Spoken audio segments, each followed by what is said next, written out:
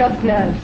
This tom-tom's beating ever since last night, and all those rumours coming in. They feel sure that the white men are going to shut down the hospital and abandon them. They're mad, Olga. No, I better not speak to them yet. I'm too angry. But they're only children. And what am I? A child who refuses to grow up. I've given up my music, my teaching, everything I loved. And for what? They steal the hospital stores. Oh, Ginsbach, the shade of your lime trees, the sun of your bells. The friends I used to talk to in the evening, my wife Elaine, my child. They can live without you over there. They've something to hope for. But for these people here without you, there's nothing but despair. Robbing the hospital. Exactly. The very thought of them being left alone drives them mad. Are they any lonelier than I am? After all, I'm housing their families in the hospital. Abandon them? Why, I've never left a single beam of a single one of their huts to chance. I searched the whole area in a canoe to find raffia leaves to cover the wards. I traveled 7 miles to find fibers to fix the rafters to the roof, because I thought they'd be stronger, fool that I am. And when I finished, I started all over again on something bigger on a better site, so that the air from the river might reach them more easily. Thieves. Doctor. And then I was thinking of expanding even further into this ungrateful country where everything always has to be started over and over again. But the whole world's like that. An ungrateful country where everything always has to be started all over again. My manioc and my maize that I planted in the heart of the forest that it might grow better. Within a fortnight, part of it was already overgrown.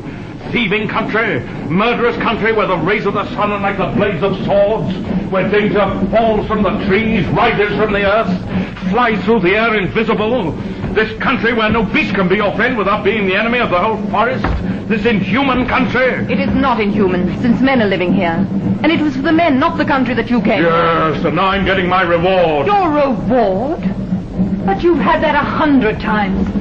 Whenever a patient comes round from an operation and cries, "My pain's gone," his hand clutches yours and never wants to let it go.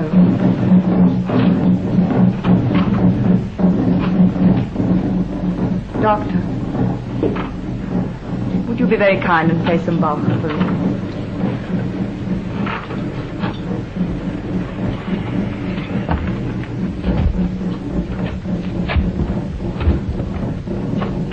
For you, myself too, and to drown the horrible music of the tom-toms,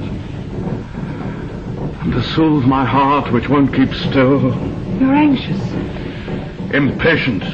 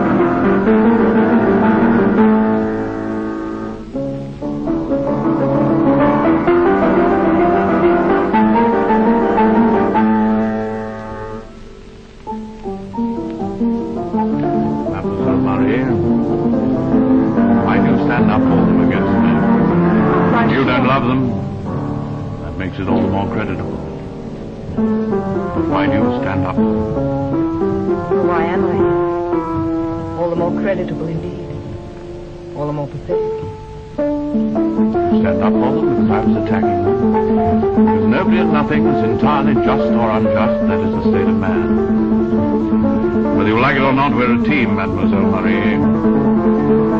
When I stop loving, you take my place. And what is loving mean? Each one of us has his own conception.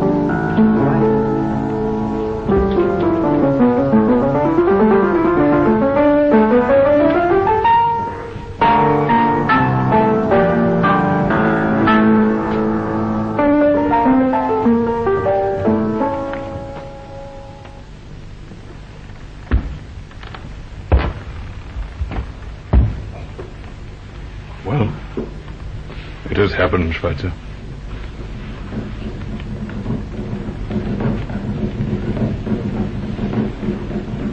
And you let me go on playing. Yes. I was giving you a moment's respite. And looking at you. To find sight a man who's unaware that he's at war, and that it's his duty to hate half mankind. Commandant, they will never force me to look upon any man as my enemy, even if he orders the hospital to be destroyed. Even if he orders Gunsbach and its inhabitants to be destroyed? You don't answer. How cleverly war shows to each man the aspect of itself that appeals to him most. Some, it's liberty or equality in face of death. For others, fraternity, the only one there is. Once war is declared, it is spelt with a capital W. You won't escape it, Doctor. Ruins, marble tablets, speeches, that's all that will be left on either side. You're forgetting something. On one side, and who can tell on which, there will also be an unbearable sense of humiliation. Shame in the older ones, contempt in the young, and a burning desire for revenge. Which means that every war will be lost in advance by the side that wins it. They're mad. The greatest folly the world has ever committed. We shall all lose our colonies. War between Europeans is civil war. Have the natives heard the news? News of this kind is carried by the wind, by winged seeds, by lightning. The whole forest already knows that the white men of Europe have started a great palaver, and that the tribe of the Commandant is fighting the tribe of the great Doctor.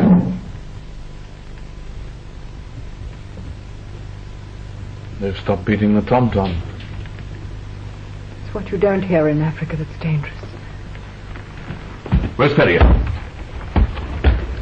Gone to the Hermitage. When? Last night. Alone? Yes. Oh, it's madness. He refused to join Monsieur Leblanc's escort. Oh, so the grand gestures are beginning. It's war, all right. You're talking like Monsieur He Leblanc. also offered to have the hospital guarded by soldiers. I refused. You call that a gesture? It's nothing of the kind. Oh, the very idea of soldiers on guard outside the hospital is ridiculous. Gesture, indeed. Doctor, had I for one moment thought that the hospital was in danger, I should have acted without your consent. Is Father Charles in danger? Yes, because he's alone. The cowards are always the first to appear in war. The heroes don't turn up until later on. Would never defend himself. I can't bear to think of him out there tonight of all nights. I'll send my guards. Now that would humiliate him. I'll go myself.